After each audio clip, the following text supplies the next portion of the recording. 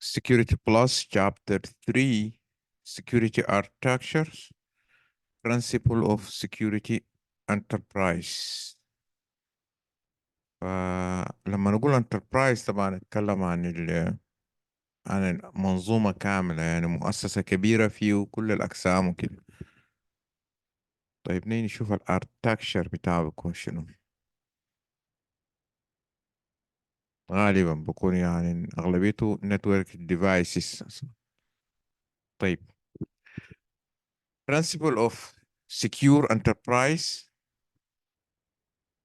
هنتكلم عن ال infrastructures،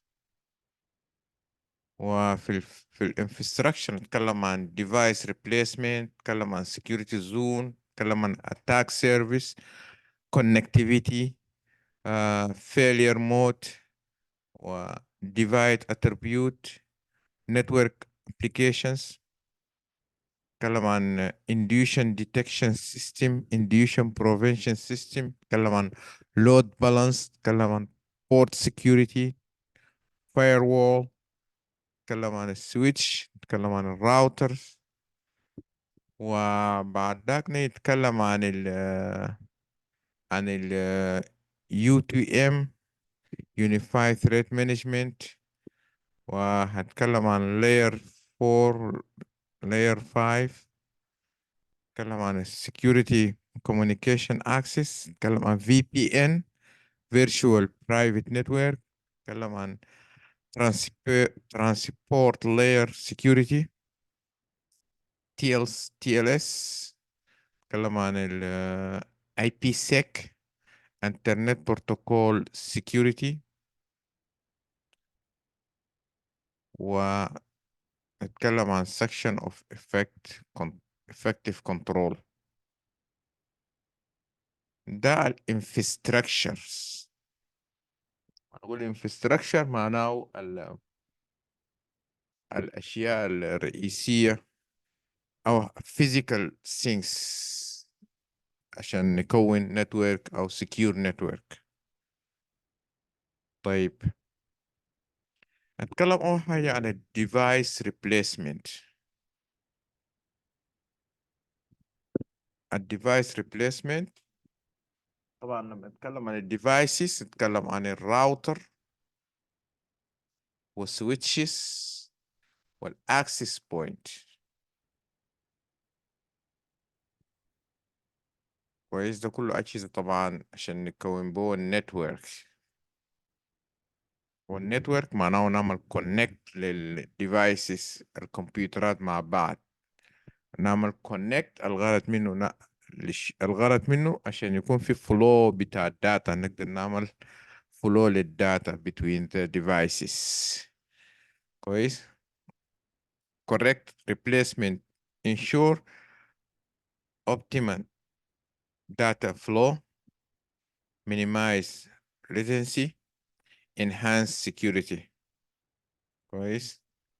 طيب routers are the network edge help filter the traffic effectively.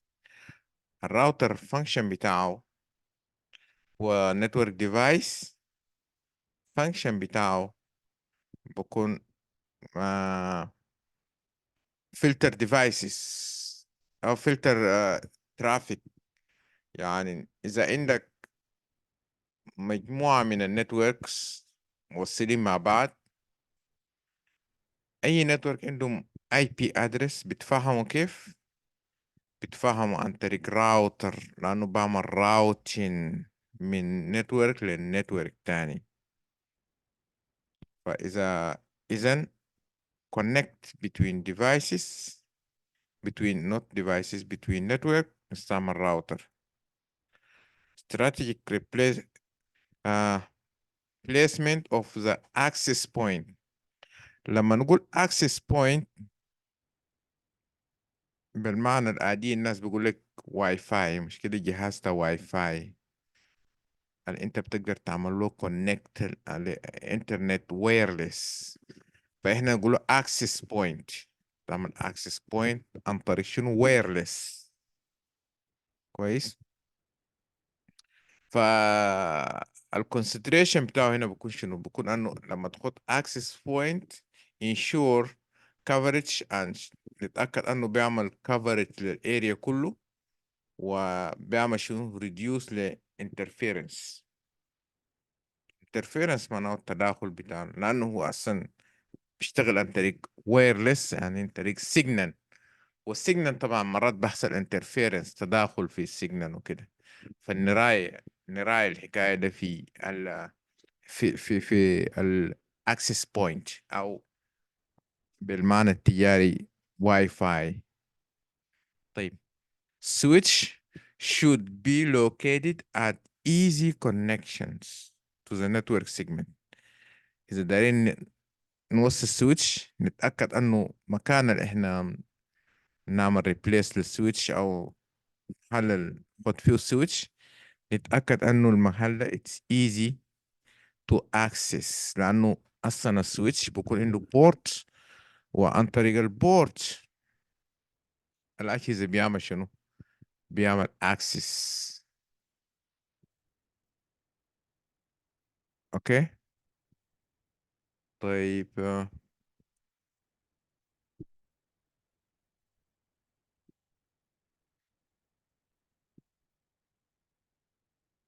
أوكي. طيب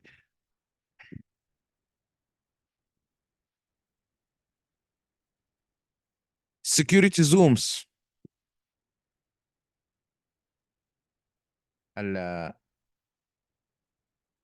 النتورك نقوم نعمل له segmentation ونقسمهم إلى شنو؟ إلى زومز، وأي زوم security بتاعه بيختلف من الزوم التاني لو لاحظت هنا. طيب سؤال، أكثر محل المفروض يكون secure وير في النتورك؟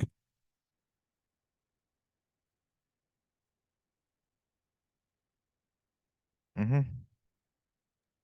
السيرفرز. السيرفيس يسموه شنو؟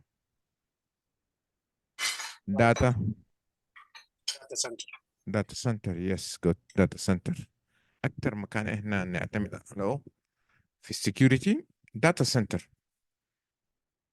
طيب السكيور زون to locate the network segment that use policies to regulate inbound and outbound traffic، الترافيك الخاشي والتالي نقوم نعمل لهم regulations، نعمل لهم شنو؟ نعمل لهم policies زي ما ذكرت انت الداتا سنتر، لانه فيه سيرفرز فيه داتا. هنا البوليسي لازم يكون very strong security policy. It's not like web server. ليه ويب سيرفر ما بيكون فيه ليه ما بيكون high secure؟ سؤال. ويب سيرفر لأنه for public الويب سيرفر. لانه ما public، لانه انت بتاخد فيه شنو؟ الويب سايت بتاعك، والناس بيحاولوا بيخشوا عشان بياخدوا شنو؟ اذا سكيور انا ما هقدر اخش واعمل براوز من ويب سايت بتاعك. good. طيب so that segments that use policies to regulate inbound and outbound traffic. كويس.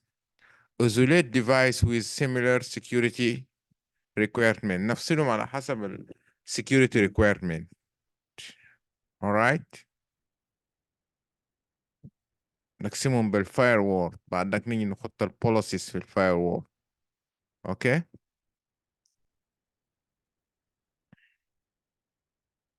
شفت هسه هنا ولا هسه؟ انترنت زون دي ام زي او ديميترايزيشن زون، وفي شنو؟ انترنت زون. كويس. طيب سكرينت سبنت. Screen subnet is a network architecture that use a single firewall with 3 network interface.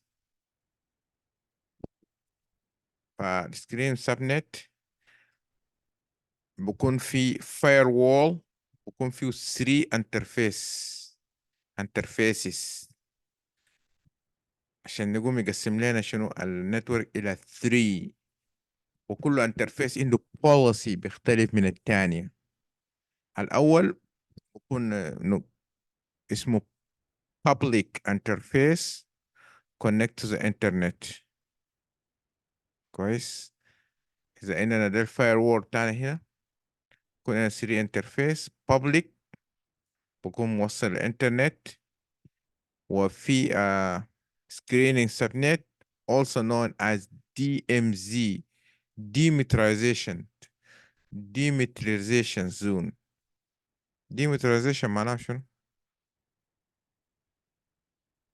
I think that the arm what they call service like في الارمي منطقة محايدة صح؟ في ده في المصطلح بتاع Yes. army. منطقة محايدة أو منطقة منزوع Yeah, السلاح. سلاح إذا yeah. إذا في قوتين بيشاكلوا مع بعض وجي قوة مثلا حفظ السلام، بقوم بفصل القوتين وبخلي في النص منطقة بكون ديموترايزت يعني منزوع السلاح. يس. فهنا نقول دي ام زي، بيسموه دي ام زي، ديموترايزيشن زون، اختصاره دي ام زي.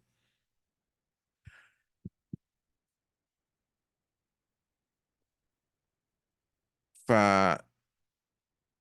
بيكون واحد من الانترفيس بيكون ديموترايزيشنز، ده بفصل بين شنو؟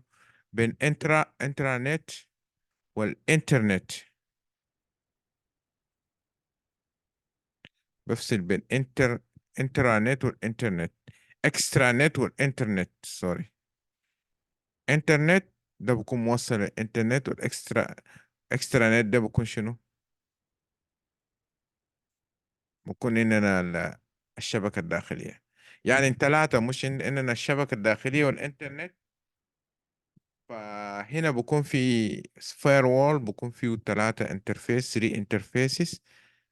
Any interface, the first one is connected to the internet, the second one is connected to the extranet، والثالث بكون مربوطة بشنو؟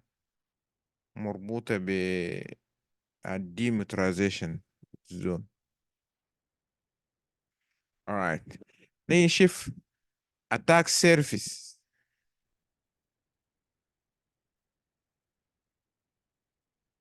شنو attack surface؟ attack surface it is entered area of the organization or system that sus suspectively to hackers. مكان الهاكر بياخد منه advantage. Refer to the point where the unauthorized access or data exfiltration can occur. Large attack service increase the risk of vulnerability. إذا عندنا large attack service بكون هنا عملنا increase، هنا بكون في increase ده شنو؟ للrisk of vulnerabilities. Identify and mitigate the vulnerability to reduce the شنو attack service. يعني attack service vulnerability لازم يكونوا ماشيين شنو؟ متعاكسين. يعني إذا بقى إننا high أو large attack service معناه بكون في أوكي، مش بكونوا ماشيين متعاكسين، ماشيين مع بعض، مش كده؟ إذا إننا large attack service معناه إننا large vulnerabilities، مش كده؟ إذا عملنا reduce ل attack service معناه قللنا من vulnerability. Regularly assess and minimize the attack service to the network. Oops. For the network security. فالشركة كل مرة بيعمل assess، بعمل تقييم عشان يقلل شنو attack service، عشان يقلل من vulnerabilities بتاع الشركة.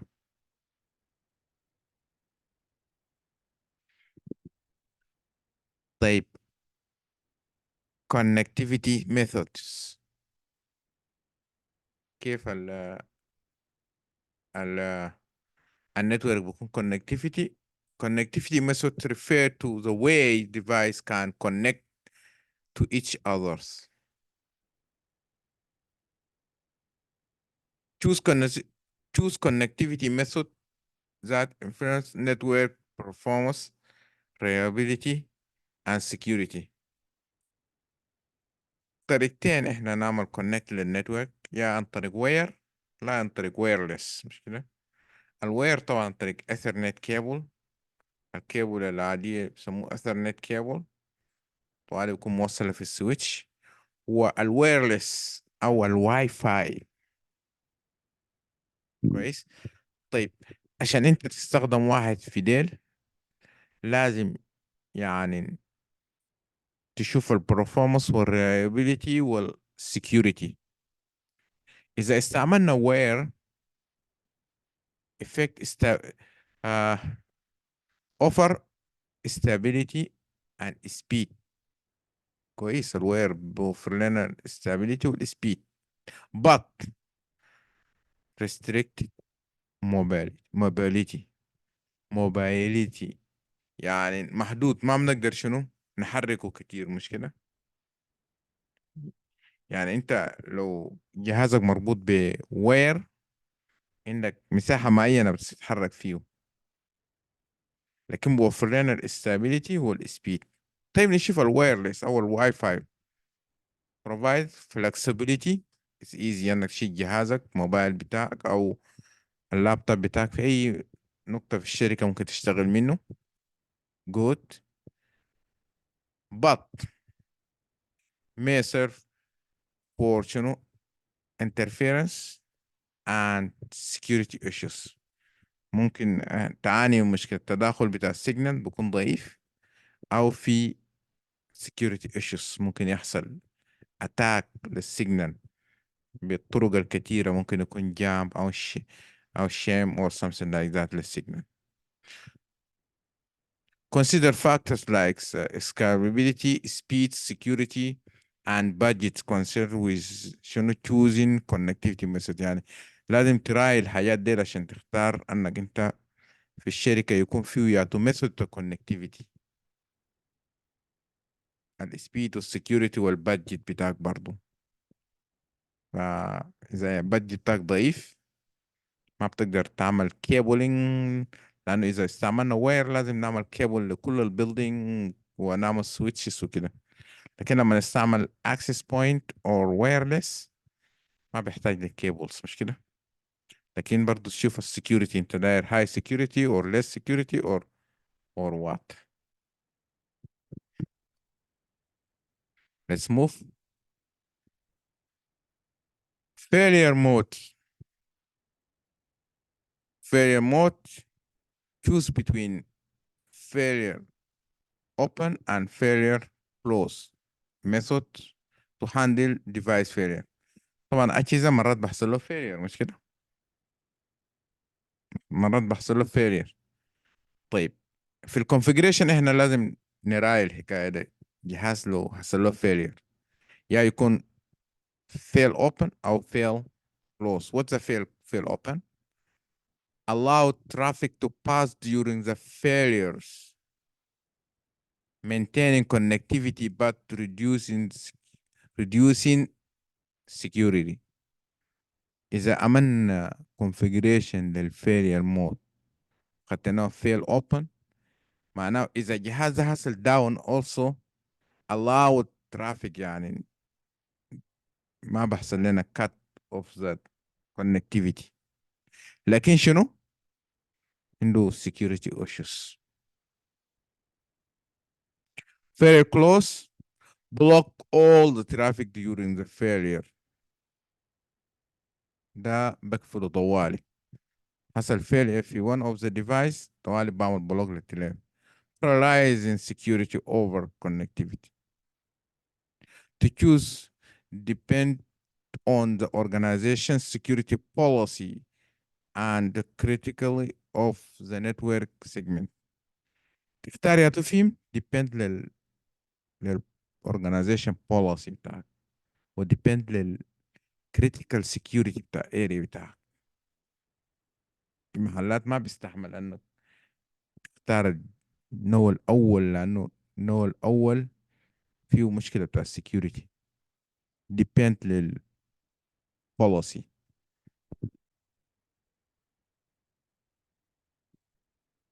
device attribute. Attribute are property of the device that defines the data that can be of the state against the شنو device.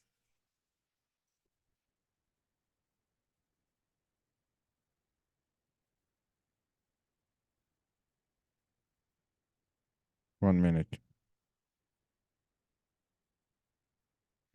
طيب. Consider whether device are active or passive. ده الاتربيوت بتاعه اتنين يا active or passive, and if they are inline or tabbed. Passive active device. مثال لactive device induction prevention system هنتكلم عنه. بعمل شنو؟ بعمل monitoring and act on the network traffic. بعمل شيئين، بعمل monitoring مراقبة وبعمل action. passive device induction prevention system. الفرق بين الاثنين واحد prevention والثاني detection. عشان كده واحد بيقول له IPS ولا IDS اختصار بالنسبة له. قدام بيقابلنا هنتكلم فيه بالتفاصيل. الثاني ال IDS أو Induction Detection System observe and report without alerting traffic. الأول بعمل monitor action، الثاني بعمل شنو observe report. Aligning device are in the path of the network traffic. Tips and monitor capture data without disrupted traffic. Data device attribute. Load balance. What's the load balance?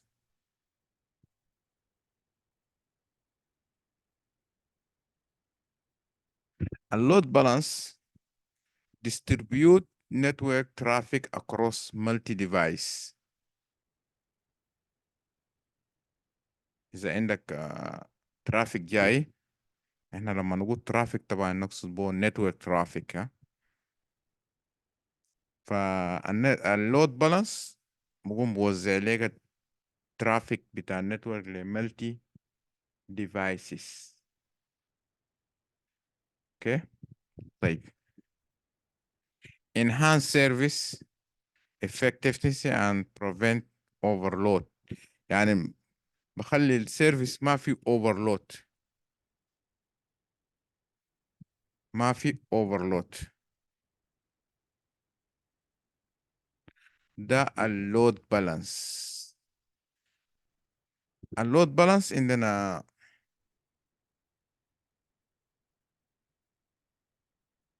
نوعين، ممكن يكون software or hardware solution.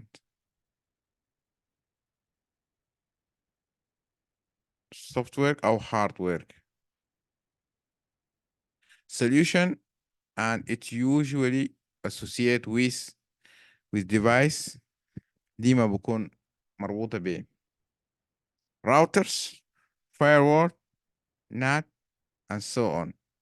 يعني مربوط بجهاز تاني.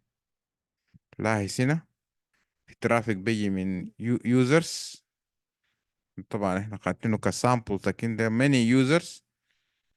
بكون هنا في load balance. عندنا service servers. server A and B and C they have the same web application.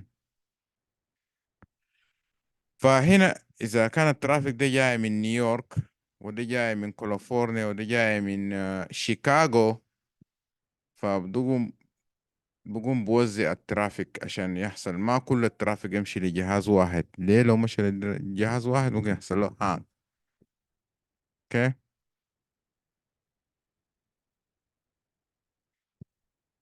عندنا النوعية بتاع load balance scheduling load balance determine how distribute the traffic loads among the various internal service. كمبرمجة في برمجة عنه كيف يوزع الترافيك. عندنا affinity load balance specific user to a specific server cluster. cluster معناه شنو؟ معناه في many servers بيشتغل مع بعض. طيب شنو الفرق هنا؟ إذا كان ده ترافيك، قول ده ترافيك من نيويورك وده من شيكاغو ده من فلوريدا ده من كاليفورنيا، لما يجوا لللود بالانس بقوم بوزع مثلا أي ترافيك جاء من نيويورك بوديه لسيرفر 1، وأي ترافيك جاي من شيكاغو بوديه لسيرفر 2، وأي ترافيك جاي من فلوريدا بوديه لسيرفر 3. كويس؟ specific user to the specific service server. specific user to a specific server. يعني معروف انه اي ترافيك جاي من الايست يمشي لسيرفر 1، جاي من ويست يمشي لسيرفر 2، جاي من ميد واي من سنتر يمشي كده. affinity load balance specific user specific server. round robin ده نوع برضو من اللود بالانس. ده بحث شنو اللود بالانس simply send each new connect to the next server in the cluster. طيب ده ترافيك مثلا هنا ما عنده قضية، انت جاي من نيويورك، ترافيك من نيويورك او كاليفورنيا او شيكاغو، نمبر 1 يمشي لسيرفر A، نمبر 2 يمشي لسيرفر B، نمبر 3 يمشي لسيرفر C، ونمبر 4 يمشي لسيرفر A، وهكذا.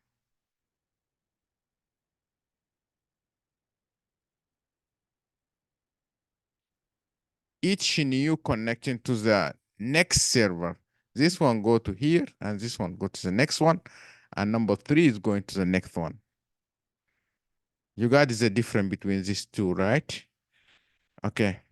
طيب عندنا اللود بالانس، عندنا active load balance. What's active load balance أو cluster؟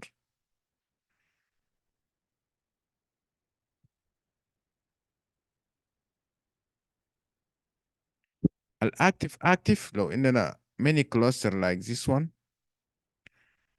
كلهم بيكونوا on، كلهم بيكونوا on عشان كده سموه active. أما الثانية active passive cluster has each pair of service and one not functioning.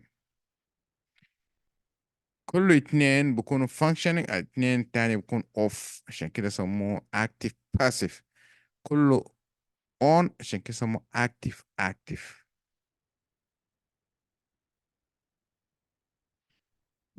فده بيكونوا زي primary وده secondary. If anything happen here crash, this one will take over. You got it? طيب proxy server. What's a proxy?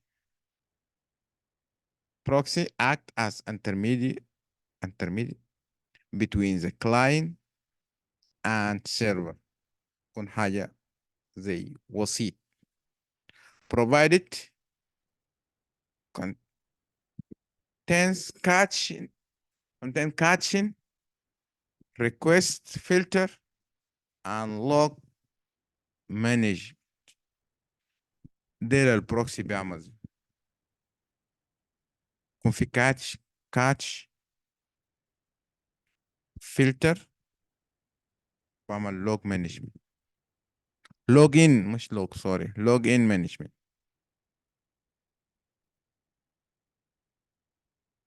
enhance to request speeds and reduce bandwidth usage. طيب لما يكون هنا بروكسي هنا انت تعمل log to the say Amazon website through the proxy. The first time بروكسي بحولك للامازون، بقوم بعمل بول لكل الداتا من امازون وبيجي بيجي عن طريق بروكسي وبيجي مرة تانية اي زول بيعمل لوج into the Amazon through that proxy. هنا الكاتش تب بروكسي بيكون فيه كل الحاجات بتاع امازون مخزنة عنده هو، بس بعمل تشيك اذا في اي ابديت للويب سايت باخد الابديت وبرسله لك. اذا هنا بيكون في سبيد، بدل انت تمشي لحد امازون فهو زي حلقة في النص بيكون متوفر فيه حاجات من اول مرة. لما تعمل لوجن بشيل المعلومات وبرسله لك وبخزن المعلومات عنده. فانت لما تعمل لوجن بس طوالي بعمل ابديت في حاجة جديد بيجيبه برسله لك معه، ما في حاجة جديد برسل لك. بيكون is very شنو very fast. Add security level and enforce network authorizations policy. ده برضو واحد من enhance request speed ده قلنا اتكلمنا عنه. protect against DDoS attack. What DDoS? What DDoS? denial server of attack, right? DDoS. Say again. Denial service of attack. Deny service of attack, that DOS. Okay, DDS. Double D. What's the first D? Distribute denial of service. Okay. What's the difference between distribute denial of service and denial of service? What's the difference between them? I got it. The distribute, this is one, there is one, distribute to the all server. There is one server, I mean one device وبعدين بيعمل distribution multiple. بيكون في واحد بيكونوا بيعمل distribute one attack الاتاكر بيعمل distribute whatever الفيروس or thing ل different devices. بعد ذاك بتجي البوينت اللحظه اللي هو عايز يعمل فيها اتاك بيقوم بعد ذاك بيعمل ديستريبيوشن لكل النتورك حوالينه. ده شنو ده DDoS. What about DOS? دي بتكون بوينت واحده اتاك لديفايس واحد. That I'm looking for. This is from different many point and the attack from one point and other one attack from different point على حسب ما شرحتي صحيح. Okay.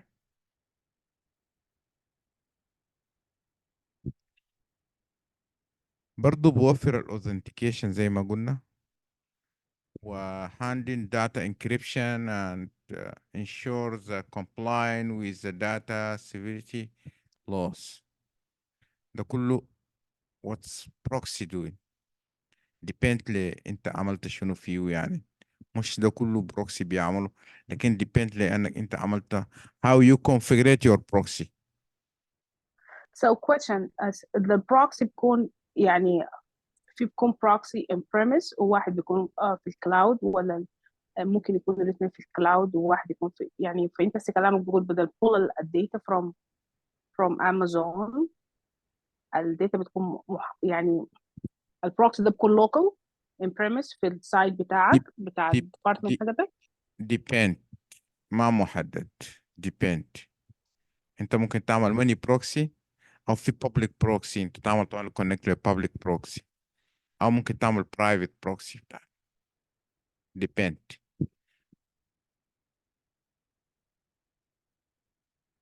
ده ممكن يكون إجابة لسؤالك. internal network proxy user direct to proxy to the internet. كويس. ده بسموه forward proxy. اوكي. التاني reverse proxy بيكون ناس الويب سايت هم بيعملوا البروكسي. لايس ده اليوزرز ممكن يكون الشركة عنده بروكسي بتاعه، بعد ذاك من بروكسي لأنه الشركة بعمل بروكسي لأنه هنا بروكسي فيه حاجات كتيرة، فيه دي او اس كويس تحمي، وممكن يعمل authentications كويس، وممكن نعمل شنو filtering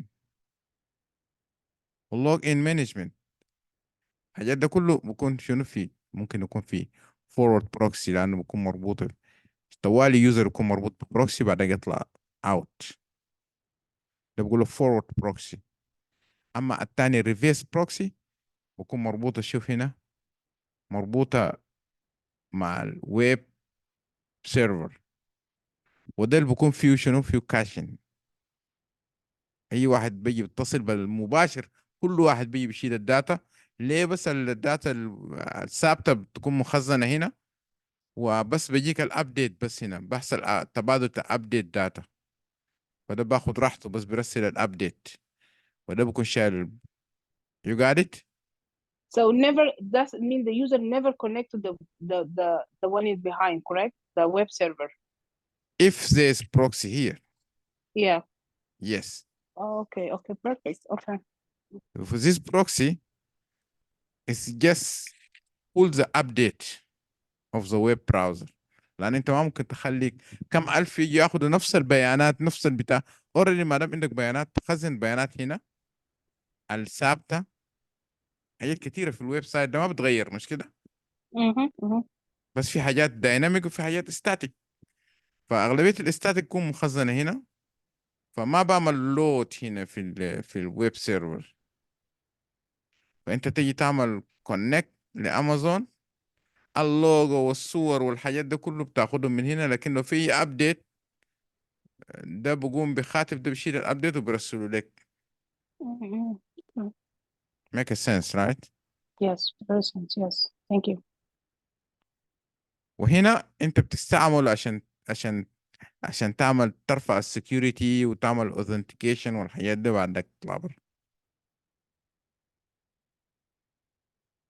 وفي open proxy. كويس، open proxy ده بيكون موجود، انت مرات ما بتشعر بيه بتخش فيه، لكن ما بتشعر بيه كده يعني. This is three type of proxy. طيب sensors. What's the sensors? Monitor, detect, analyze network traffic and data flow. ففي النتورك عندنا حاجات بيسموه sensors، فده من ناحية security بعمل لنا شنو monitoring, detect and analyze network traffic. يكون شغال بيعمل analyze network traffic، إذا لقى أي حاجة suspicious، كويس، identify unusual activity، مش suspicion unusual activity، security breakout and performance issues. فبكون عندك عيون في النتورك بتاعك يسموه sensors. okay. Provide real-time instant for the protective network management. تقدر برضو بتكون مربوطة عشان تعمل management. aid the performance monitoring and شنو alert. act as the first line of defense against cyber threat. First line of defense. ده السنسرز اللي بيكون موجودة في النتورك.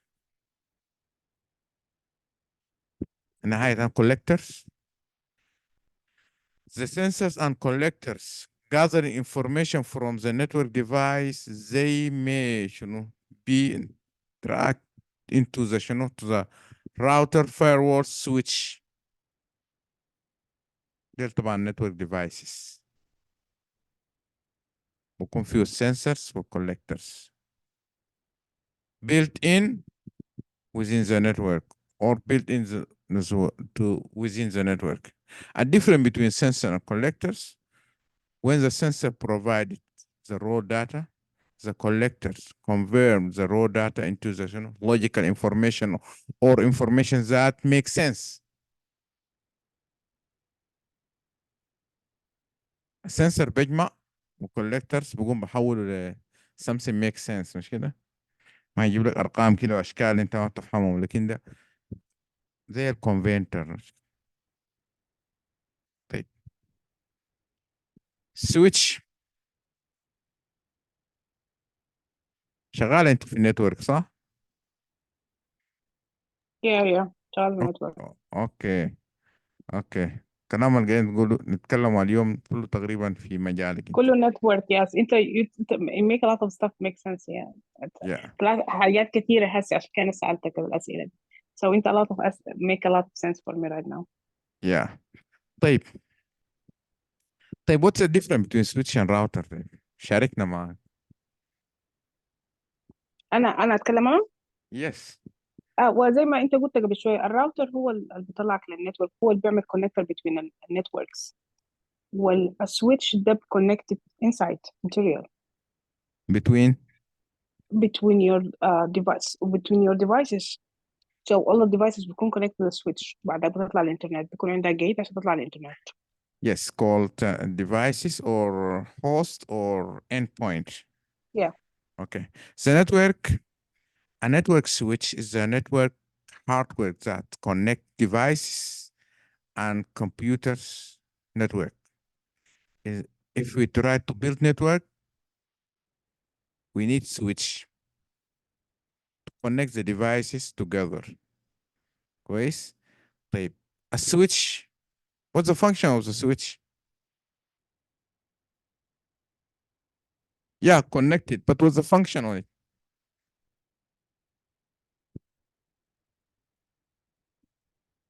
موجه لك انت السؤال. What do you mean by function؟ شنو ما فهمت كلامك. طيب a switch، طيب how the switch work؟ طريقة تانية. one second. My speaker is السويتش on. بيعمل شنو طيب؟ أيوة سامعك now. معلش أنا سمعت ماذا قول تاني. السويتش بيعمل شنو؟ بنعمل كونكت لكل الديفايسز مع بعض، بنعمل كونكت لكل ما احنا بنقسم الشبكة للسبنيتس correct. ايوه، ما احنا خلاص جبنا فيزيكال وصلناهم مع بعض كده كونكت فيزيكال، لكن what's going on يعني شنو اللي بيحصل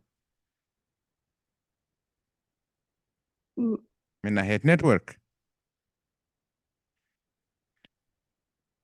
من اسمه بيعمل سويتشين مش كده؟ بيعمل سويتشين للباكيت مش كده؟ oh yeah yeah. بعمل سويتشن للباكيت مش كده؟ mm. بالظبط زي بتاع البريد مش كده؟ بيستقبل الباكيت وبعد ذاك بوزعه على حسب الادرس مش كده؟ yes.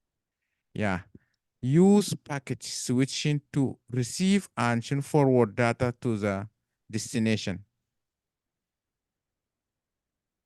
بيعمل switching من اسمه يعني، بعمل switch للباكيت، بيستقبل وبيرسل يعني receive and forward.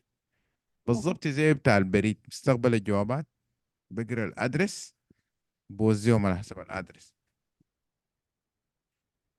mm. so switch in بيشتغل فيها to layer switch. The switch layers 3 layer correct. 2 layer 2. 2 السويتش بيشتغل في layer 2. طيب السويتش بيشتغل بشنو؟ بيشتغل ب what's working with IP address or MAC address؟ no السويتش بيشتغل بماك ادرس. MAC address correct MAC yes. address yes. لأنه لأنه إذا نتكلم عن layer 2 ما عندنا أي علاقة بال IP addresses. الاي بي ادرس yes. so okay good. this is a switch how switch connected. مثلا PC1 PC2 PC3 hardware printer games كلهم نربطهم مع بعض بالسويتش، عشان بعد ذاك من سويتش بكون مربوطة للراوتر تلينا للعالم الخارجي. so ده تعتبر LAN local area network، وده بكون WAN. اوكي طيب سويتش ممكن يكون فيه 48 بورت 48 24. بورت، وعنده مشكلة بتاع برضه مشكلة ال spanning tree protocols port security. المهم ده مجال نتورك، احنا جس خلينا في security، نعرف انه switch what's how it's functioning. طيب الراوتر بيشتغل في layer 3، هنا ده بيشتغل في layer 2. كويس. راوتر برضو زي اسمه بعمل راوتين للباكج. السويتش بعمل سويتشين للباكج. طيب router is a piece of network hardware that's allow the communication between local home network and internet. So router is connected between networking. اي نتورك ده نربطهم مع بعض لازم يكون الراوتر. اجهزه دايرين نربطهم مع بعض لازم يكون السويتش. وهنا بيشتغل باي بي ادريسز.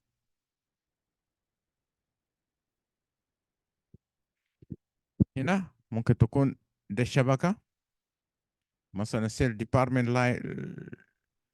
لان معناه لوكال اريا نتورك 1. اننا هاب سويتش كلاينت سيرفر. اننا اكونت ديبارتمنت لان 2.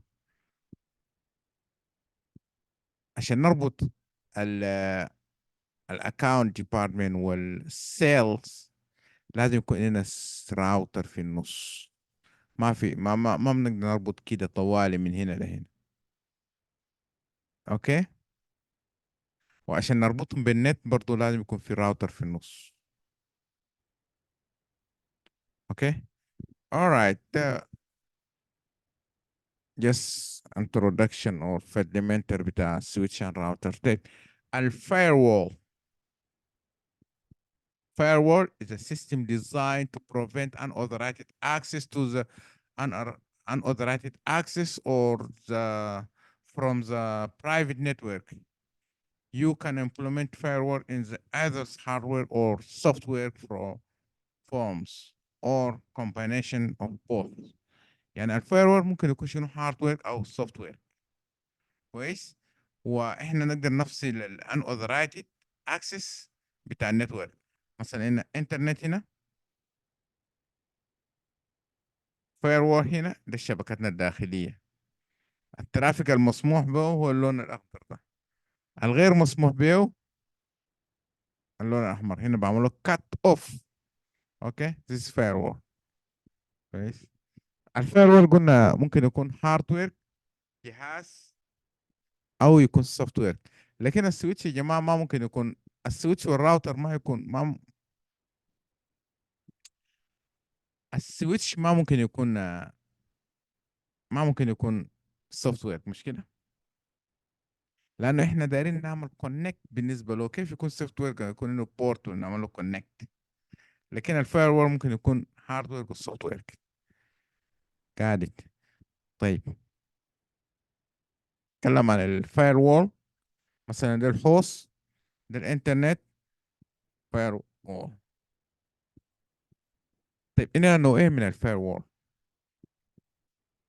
هوست بيس والنتورك. لما نتكلم عن الهوست بيس معناه بكون موجودة في جهازك. انت جهازك بسموه هوست. كمبيوتر بتاعك لابتوب ممكن يقول له هوست او يقول له اند بوينت. اوكي. لما نقول نتورك معناه في جهاز واحد بس مربوطة في الشبكة. بعمل بروتكت لكل الشبكة مع بعض. خلي بالك لما نتكلم عن هوست بيس او نتورك. فقلنا في نوعين من الفاير في واحد بيكون هوست بيس والتاني بيكون نتورك فاير. طيب اكسس كنترول ليست. الفاير بيشتغل بحاجة بيسموه اكسس كنترول ليست. بيكون في الليست زي ده few actions. مثلا اي بي ادرس ده deny or allowed. deny or allowed. deny or allowed. اوكي. فده بقول access control list. هنا كيف يمنع الدخول هنا. بيشوف الاي بي ادرس الجاي ده برجع للاكسس كنترول ليست. هل مصرح به ولا ما مصرح به؟ مصرح به is okay مور. ما مصرح به go back. not go back but cut off.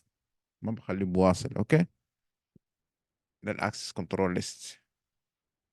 الفايروول انه حاجه بيسموه empty deny. اي فايروول قبل ما نعمل اي configuration لما نيجي نوصله automatically deny any service. يعني ما بيسمح لأي شخص لأي ترافيك يخش until we configure. إذا اشتريت firewall جديد وجيت وصلته ما بيشتغل معك لحد ما أنت تقول له allow أنه يسمح للترافيك. ده بقول implies deny. يعني by default all traffic is denied by default. By default, by denied all the access. Okay. طيب في next generation firewall اسمه NGFO. طبعا firewall لكن بيكون فيه many functions. Next generation firewall NGFW permit or block traffics between the network. Next generation firewall adding advanced capability like application level package inspection and intrusion prevention. لما نقول next generation يعني طبعا معروف انه الفاير المهمة الأساسية permit or block deny or allow مش كده للترافيك.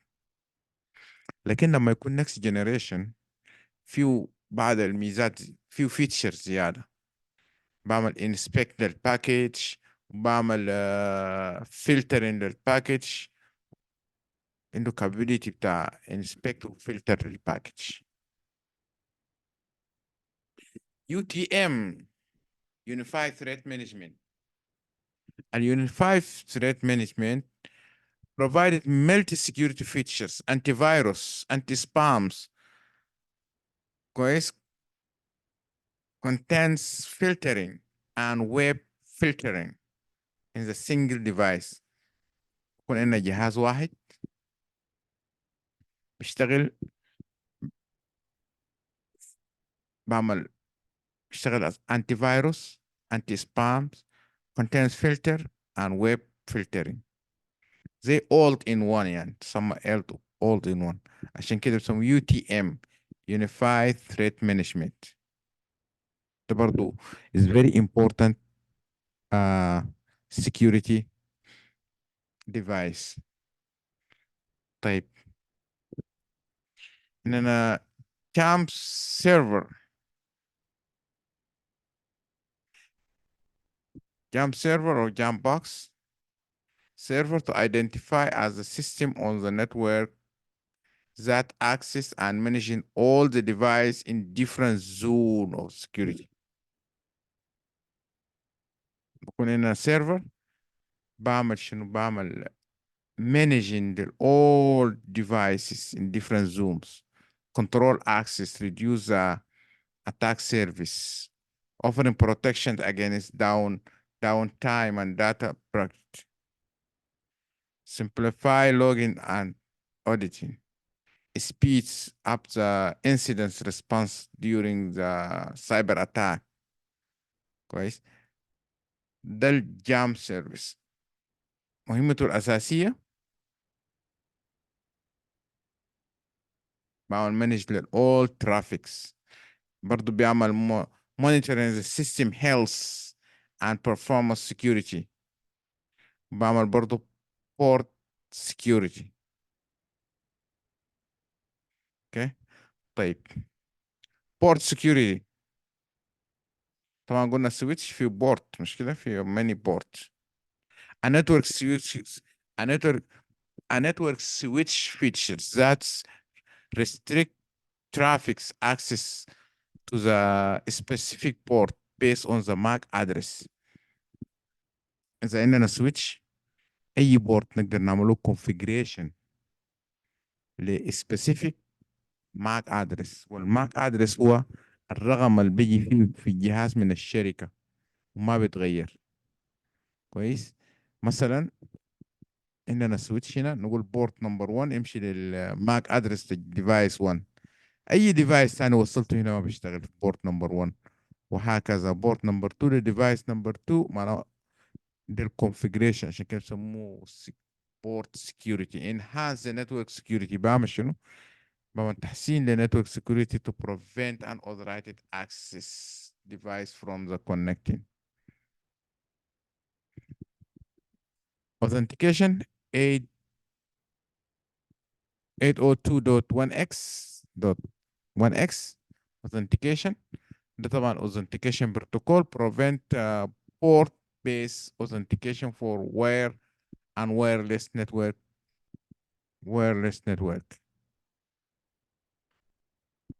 طيب لما تيجي توصله هنا الديفايس ده بحصل authenticate للبورت اللي بيعمل authenticate هو البروتوكول 802.1x authentication protocols. Industry route applications authentication authentic شنو authentication server كويس. utilize بيستخدم شنو يا بيستعمل ال radius or tag ax ده السيرفر طبعا. radius والتاج ax ده نوع من السيرفرز اللي هو اللي بيقدم ال 8.x بروتوكول ده. في النتورك عندكم حاجة زي ده طبعا. بس أنا ما شغالة في السويتش والحاجات دي. شغالة في راوتين ولا أنا شغالة في ال Active Directory مين اللي شغال في ال Active Directory؟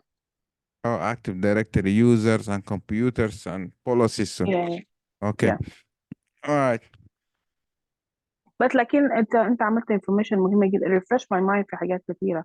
انا حقيقه ابريشيت الحاجه اللي انت بتقول فيها دي. What's ثانك that? يو فيري ماتش. قلت لك حقيقه شكرا جزيلا لانك انت ريفرش ماي مايند في حاجات كتيره يعني. All right, no problem. So طيب host based induction قبل قلنا نتكلم عن induction prevention system IPS. خلي ال H IPS. لما يكون H في البداية معناه مربوطة بشنو؟ بهوست. ولما يكون N في البداية معناه مربوطة في النتورك. زي ما ذكرنا الفاير وورد يا بكون هوست يا بيس فاير وورد، مش كده؟ هنا برضو ال induction prevention system IPS وال IDS. ده بعمل شنو؟ ال IPS prevent detect suspicious activity on the single host by analyzing the event on the host. The induction IPS. ال H ده طبعا لما نقول H معناه host base، ما يلخبطك host base. ده الفانكشن بتاعه. الهوست بيس host based induction prevention system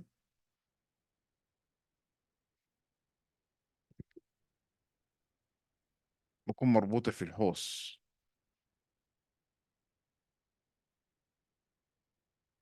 لما يكون مربوط في النتورك بيقول له NPM Network Induction Prevention System. كويس. طيب احنا نتكلم عن Prevent Detection System IDS IPS. خلي بالك الاثنين دول بيكون اصلا ماشيين مع بعض. Host Based Induction Detection System it is an application that monitoring the computer or network suspicious activity زي local alarms. the monitoring وده بعمل detect. عرفتوا الاثنين؟ واحد بعمل monitoring وواحد بعمل detect. طيب ده الفرق بين ال induction detection system network induction detection system و host based induction detection system. NIDS وال HIDS. ال H ال NIDS قلنا مربوطة في الشبكة وال HIDS مربوطة في شنو؟ في النتورك. لاحظ مربوط الشبكة بكون واحد بس بعمل ديتكت، لكن ده في أي جهاز مربوطة واحد عشان كده اسمه هوست. ده الكلام اللي اتكلمنا على الفرق بيناتهم شنو؟ طيب الفرق بيناتهم شنو؟ Induction detection system is a more or alert system that let an organization know the detection is anonymous or malicious activity is detected. فاهم؟ الجرس برسل ايميل اذا لقى اي حاجه بتاع. اما induction prevention systems take this decision to step forward and shut down the network before the access can be against. يعني الأول بس يعني detection لما يلقى suspicion activity بقوم برسل بس sign. أما الثانية بعمل action. خلي بالك ما تلخبط، الثانية بعمل action برضو لما يلقى بتاع بعمل action. زي انا ديما بضرب مثل بالديتكتيف المباحث والبوليس. المباحث بكون لافي اذا لقى اي حاجه غير قانوني برفع تقريره فقط، مش كده؟ لكن البوليس اذا لقى حاجه غير قانوني بوقفه وممكن يعتقل المجرم، مش كده؟ بعمل اكشن، ما ببلغ بس بقول انا لقيت حرامي، لكن بعمل اكشن. لكن مباحث بعمل اسمه ده. Hold on 1 minute.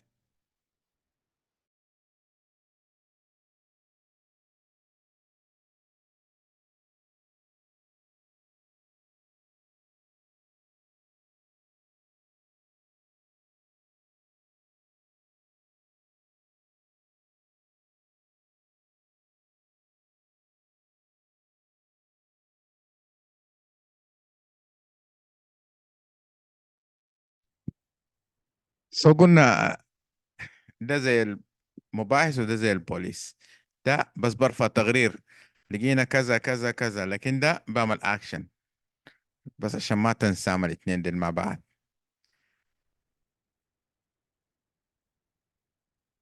اوكي، ده الفرق بيناتهم. طيب باقي لنا جزء بسيط، خلينا نخلصه وبعدين ناخد مرة واحد بريك. طيب ال ال VPN هو اختصار ل Virtual Private Network. Virtual Private Network or VPN it's encrypted internet connection that's creating virtual tunnel between the employee device and company. يعني انت لما تكون شغال من البيت تشتغل عن طريق VPN through انترنت، فبكون في تانل. الفي بي ان ده بخلق لك تانل، لكن تستخدم انترنت كوسيل بس توصلك لحد شنو؟ لحد الاوفيس بتاعك، وتشتغل كأنك انت في الشبكة بتاع الاوفيس للفي بي ان. كويس. الفيرتشوال برايفت نتورك نوعين، كويس، فيها السبريت تانل والتاني فول تانل. السبريت تانل بكون ال الاثنين بيطلعوا مع بعض، الفي بي ان والدبليو والانترنت بعد ذاك بينفصلوا. لكن ال الفول تانل كل واحد بيمشي لوحده. ديل two different between the VPN. اوكي. طيب هنا نوعين من ال VPN: remote access و side to side. remote access VPN, it's user allowed to use the device located uh, lo location to the remote access network via secure tunnel TAC. الريموت اكسس ده بيكون between يوزر انت والكمباني بتاعك، يوزر اند كمباني. اما السايد تو سايد بيكون مربوطه شنو؟ تو سايد مع بعض مربوطين بالفي بي ان، يعني من سايد A او برانش A، اذا عندكم برانش في نيويورك وبرانش في شيكاغو مربوطين مع بعض ممكن نربطهم ب VPN، وده بنسميه شنو؟ سايد تو سايد. لكن انت في البيت شغال بيسموه شنو؟ ريموت اكسس VPN. ريموت اكسس VPN وسايد تو سايد، ده الفرق بيناتهم. سايد تو سايد بربط لك تو كونكت سايد. اوكي. البروتوكول احنا استخدمه في البي بي ان اسمه IPsec، provide network security for the tunneling protocol. بيسموه تانل. احنا ما قلنا ده انترنت تكون مربوطة بيناتهم بالتانل اللي بيعمل سكيور التانل اسمه اي بي سيك. طيب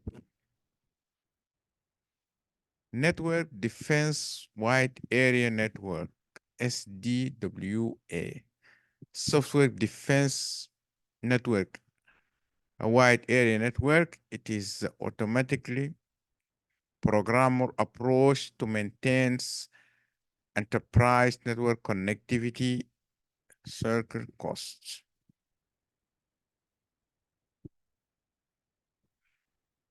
Special costs. طيب هنا ال ال SD1 نقول SD1 هو software defense.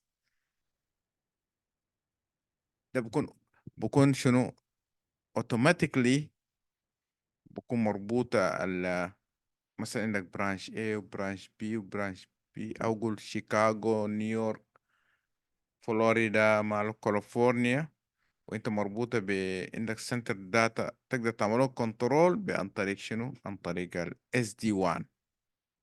SD1. طيب Security Access Service أجا or SASE. قربنا يا جماعة. I know that is a lot but قربنا. طيب let me see how many slides فضل، عشان لو فضل كتير هناخد بريك.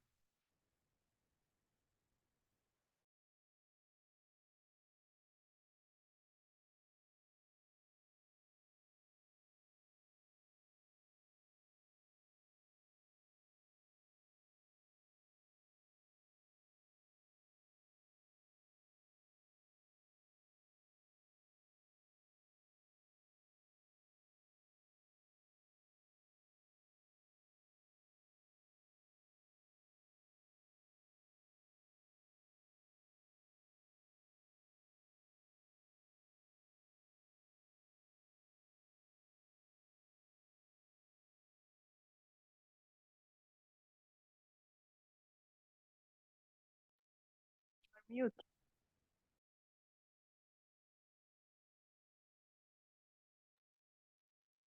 alright so أنا من قبل كنت ميوت. أوكي إحنا قلنا نشوف باقي كم سلايد، لكن هو ده آخر سلايد تقريبا يعني. فقلنا ال SASE the technology used to deliver wide area network. ال wide area network واحد بتاعنا security control as cloud computing service directly to the شنو؟ to the secure of connectivity rather than data center. إذا عندنا مثلا إحنا ماخدين cloud و دايرين نربطه بيوزرز بتاعنا، مثلا عندنا هنا كلاود مثلا، وعندنا هنا اليوزرز، وعندنا هنا يوزر نربطهم مع بعض، فقوم نستخدم التكنولوجي ده. اوكي طيب كده انتهينا منه. سوري جريتكم شوية، لكن لازم نخلص الجزء ده. في أي questions؟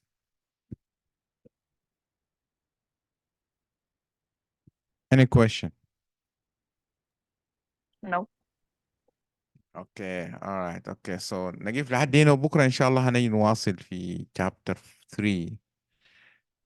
اوكي طيب المهم نشوفكم بكرة إن شاء الله. نترككم على رعاية الله وحفظه. مع السلامة. Thank you, sir. Thank you very much. سلام.